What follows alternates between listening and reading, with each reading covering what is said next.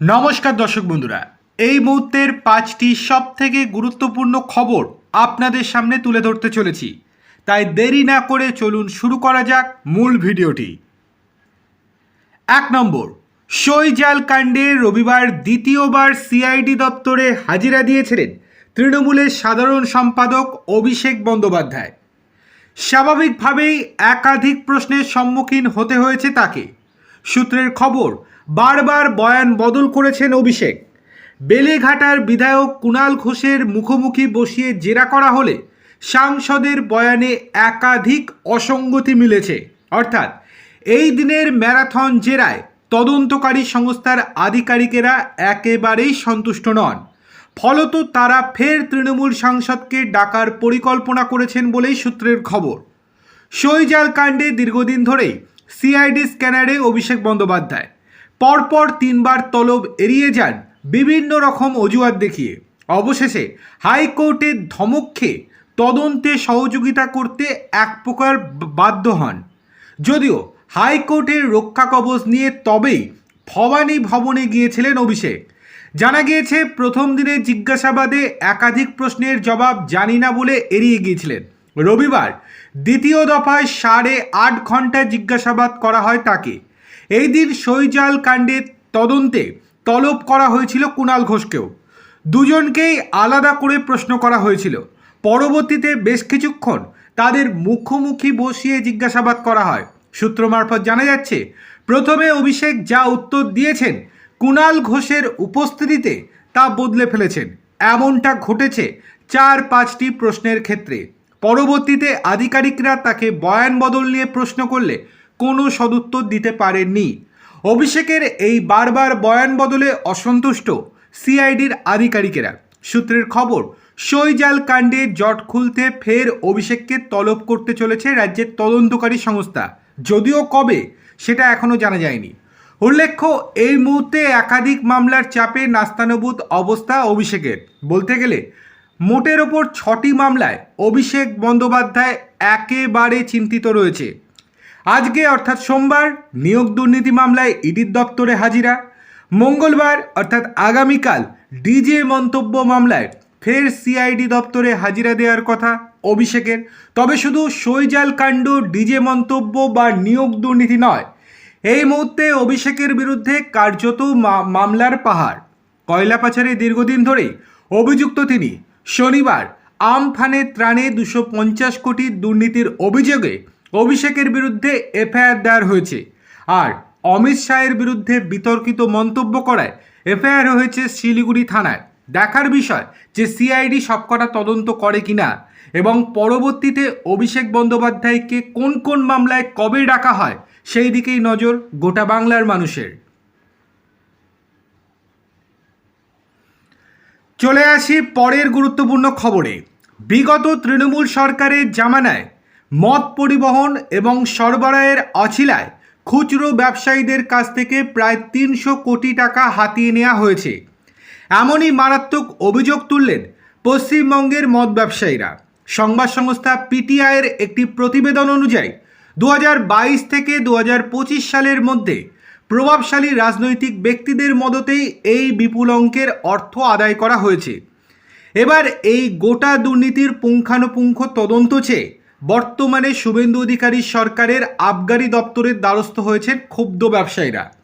তদন্তের দাবি জানিয়ে আবগারি কমিশনারকে একটি চিঠি পাঠিয়েছেন মদ ব্যবসায়ী সংস্থার সংগঠন society for the welfare of West Bengal foreign liquor licensees. চিঠিতে তাদের মূল অভিযোগ ডিস্ট্রিবিউটার ডিপো ব্যবস্থার নিয়ম লঙ্ঘন নিয়ে। কী ছিল সরকারি নিয়ম? 2021 সালে তৃণমূল সরকারের চালু করার নিয়ম অনুযায়ী ডিস্ট্রিবিউটারদের নিজস্ব খরচে খুচরো বিক্রেতাদের গুদাম বা আউটলেটে মদ পৌঁছে দেওয়ার কথা ছিল। বাস্তবে কী হয়েছিল? ব্যবসায়ীদের দাবি, সরকারি নিয়মকে বুড়ো আঙুল দেখিয়ে তাদের কাছ থেকে জোর করে টাকা নেওয়া হতো। প্রতি বোতল বা ক্যান বিয়ার সরবরাহের জন্য 10 থেকে 13 টাকা পর্যন্ত পরিবহন খরচ দিতে বাধ্য করতেন প্রভাবশালী নেতা এবং মন্ত্রীরা। বিদেশি এবং দেশি মদ সরবরাহের ক্ষেত্রে লোডিং এবং আনলোডিং ফি বা গাড়ি থেকে মাল নামানোর নামে অর্থ তোলা হতো। সবচেয়ে বড় বিষয় হলো এই বিপুল পরিমাণ টাকা নেওয়ার কোনো রসিদ, বিল বা বৈধ নথি দেয়া হতো না। ব্যবসা টিকিয়ে রাখতে বাধ্য হয়ে খুচরো ব্যবসায়ীরা এতদিন এই অনৈতিক দাবি মেনে নিয়েছিলেন। সংগঠনের সচিব বিজন কুমার পাত্র পিটিআইকে জানান, 2022 থেকে 2025 সালের মধ্যে বিয়ার, বিদেশি এবং দেশি মদ সরবরাহ করার নাম করে সম্পূর্ণ বেআইনিভাবে প্রায় 300 কোটি টাকা বাজার থেকে তোলা হয়েছে।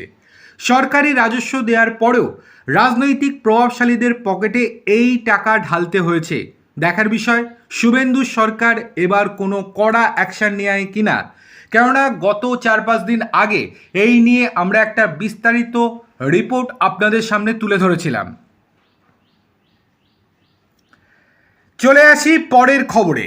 এবার বিপদে তৃণমূল সাংসদ কল্যাণ বন্দ্যোপাধ্যায়। বিধানসভা ভোটের পরে এবার আইনি জটিলতায় শ্রীরামপুরের তৃণমূল সাংসদ কল্যাণ বন্দ্যোপাধ্যায়। দেশের স্বরাষ্ট্রমন্ত্রী অমিত শাহের বিরুদ্ধে কুরুচিকর মন্তব্য করায় তার বিরুদ্ধে এফআইআর দায়ের হলো হুগলির শ্রীরামপুর থানায়। তবে শুধু বিতর্কিত মন্তব্যই নয়, শ্রীরামপুরের তৃণমূল সাংসদের বিরুদ্ধে 2021 সালের বিধানসভা নির্বাচন এবং তার পরবর্তী সময়ে এলাকায় অশান্তি ছড়ানো এবং দাঙ্গা পরিস্থিতি তৈরি করার মতো গুরুতর অভিযোগও আনা হয়েছে। তৃণমূলের অন্দরে ঠোঁটকাটা বা চাচাছোলা নেতা হিসেবেই পরিচিত কল্যাণ বিভিন্ন রাজনৈতিক জনসভা থেকে বিরোধীদের নিশানা করতে গিয়ে মাঝে মধ্যে মেজাজ হারান তিনি। এবার কেন্দ্রীয় স্বরাষ্ট্রমন্ত্রীকে লক্ষ্য করে তার মন্তব্য ঘিরে তৈরি হয়েছে তীব্র বিতর্ক। বিজেপির অভিযোগ, দেশের স্বরাষ্ট্রমন্ত্রীর নাম জড়িয়ে জনসমক্ষে অত্যন্ত অশালীন এবং কুরুচিকর মন্তব্য করেছেন শ্রীরামপুরের সাংসদ। এই নিয়ে ক্ষোভে ফেটে পড়ে গেরুয়া শিবির। তার বিরুদ্ধে ব্যবস্থা নেওয়ার দাবি জানিয়ে দ্বারস্থ হয় পুলিশের। শ্রীরামপুর থানা সূত্রের খবর, শুধু অমিত শাহকে নিয়ে করা সাম্প্রতিক মন্তব্যই নয়, কল্যাণের বিরুদ্ধে দায়ের হওয়া অভিযোগ টেনে আনা হয়েছে পুরনো প্রসঙ্গও। অভিযোগে বলা হয়েছে 2021 সালের বিধানসভা নির্বাচনের সময় এবং ভোটের ফলাফল প্রকাশের পর শ্রীরামপুরের বিভিন্ন এলাকায় যে অশান্তির বাতাবরণ তৈরি হয়েছিল তার নেপথ্যে উস্কানি ছিল এই তৃণমূল সাংসদের। তার মন্তব্যের জেরে এলাকায় দাঙ্গা পরিস্থিতি তৈরি হয়েছিল বলে অভিযোগকারী উল্লেখ করেছেন। পুলিশ ইতিমধ্যেই আজ থেকে তদন্ত শুরু করে দিয়েছে। দেখার বিষয় এবার কি গ্রেপ্তার হন কল্যাণ বন্দ্যোপাধ্যায়, সেটাই এখন দেখার। চলে আসি পরের খবরে। এবার সুপ্রিম কোর্টের দ্বারস্থ হতে চলেছেন মমতা বন্দ্যোপাধ্যায় এবং অভিষেক বন্দ্যোপাধ্যায়রা। নেপথ্যে অবশ্যই তাদের প্রিয় কপিল সিব্বল। লোকসভায় তৃণমূলের 20 জন বিক্ষুব্ধ সাংসদ রাতারাতি একটি অখ্যাত পার্টিতে মিশে যাওয়ার পর থেকে দিল্লির অল ইন্ডিয়া আইনি লড়াইয়ের সলতে পাকানো শুরু হয়ে গিয়েছে। রবিবার রাতেই এই সংযুক্তিকরণকে তীব্র আক্রমণ শানিয়েছিলেন প্রবীণ কংগ্রেস নেতা তথা দেশের অন্যতম শীর্ষ সাংবিধানিক আইনজীবী কপিল সিব্বল।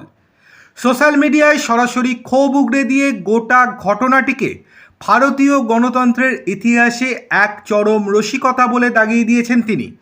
একই সঙ্গে লোকসভা স্পিকার ওম বিড়লার উদ্দেশ্যে তার সাফ বার্তা, আইন মেনে এই দলত্যাগীদের সাংসদ পদ অবিলম্বে খারিজ করা হোক। তৃণমূলের সংসদীয় দল ভাঙার এই কৌশলকে তীব্র কটাক্ষ করে কপিল সিব্বল সামাজিক মাধ্যমে লিখেছেন, তৃণমূলের বিদ্রোহীরা ন্যাশনালিস্ট সিটিজেন পার্টির সঙ্গে মিশে যাবে। ভারতীয় গণতন্ত্র এখন থিয়েটার অব দ্য অ্যাবসার্ড হয়ে উঠেছে। একটা চরম রসিকতা। আইনজীবীদের অনেকের মতে দলত্যাগ বিরোধী আইনকে ফাঁকি দিতে বিদ্রোহীরা যেভাবে হাওড়ার এক নাম সর্বস্ব নথিভুক্ত দলের সাইনবোর্ড ব্যবহার করেছেন তাকেই অ্যাবসার্ড বা অদ্ভুতরে বলে ব্যাখ্যা করেছেন সিব্বল। দশম তপশিলের আইনি ম্যারপজ ব্যাখ্যা করে কপিল সিব্বল একটি অত্যন্ত গুরুত্বপূর্ণ সাংবিধানিক পয়েন্ট তুলে ধরেছেন। তিনি স্পষ্ট ভাষায় লিখেছেন, তৃণমূলের আইনসভার বিক্ষুব্ধরা নিজে থেকে অন্য কোনো রাজনৈতিক দলের সঙ্গে মিশে যেতে পারে না। সেটা তখনই সম্ভব যদি মূল দল অর্থাৎ তৃণমূল কংগ্রেস নিজে সেই সিদ্ধান্ত নেয়, তেমনটাই বা চায়, তাহলেই সম্ভব, না হলে সম্ভব নয়। সিব্বলের মোদ্দা বক্তব্য এটাই যে দলত্যাগ বিরোধী আইনের 2-1 নম্বর অনুচ্ছেদ অনুযায়ী কোনো দলের 2/3 সাংসদ আলাদা হয়ে গেলেই তারা সরাসরি অন্য দলে মিশে যেতে পারেন না, যদি না মূল সাংগঠনিক দলটির তাতে সম্মতি থাকে। যেহেতু কালীঘাট বা ক্যামাক স্ট্রিট এই সংযুক্তির কোনো সিদ্ধান্ত নেয়নি, তাই বিরোধীদের এই মার্জার বা বিলোপ প্রক্রিয়াটি সংবিধান মেনে টেকনিক্যালি সম্পূর্ণ অবৈধ। এরপরেই জানা যাচ্ছে যে কপিল সিব্বল খুব দ্রুত সুপ্রিম কোর্টের দ্বারস্থ হতে চলেছেন। নিজে নিজে তো আর দ্বারস্থ হবেন না, মমতা বন্দ্যোপাধ্যায় এবং অভিষেক বন্দ্যোপাধ্যায়ের নির্দেশেই তিনি এই পয়েন্ট তুলে ধরে সুপ্রিম কোর্টের দ্বারস্থ হতে চলেছেন। দেখার বিষয় এই যে শেষ পর্যন্ত এই জল কত দূর গড়ায়।